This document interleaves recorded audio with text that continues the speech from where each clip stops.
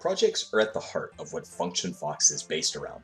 Budgets, schedules, and time are all connected to a project inside of the system to make it easier to run reports and stay on track with project deadlines.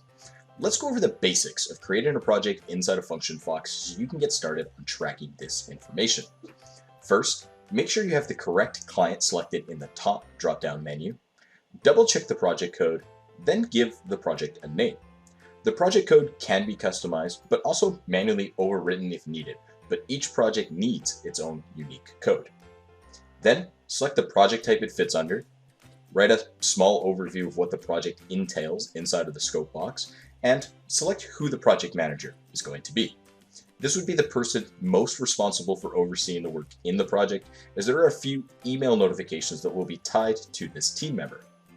The next step is selecting the start and due dates for the project. We always recommend having a due date, but you can select ignore due date if the project is ongoing or simply has not been set yet.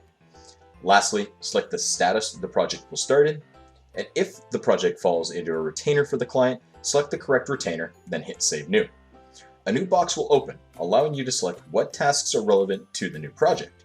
Once selected, you have two options. If you want to create a budget for the project right away, hit Save and create estimate.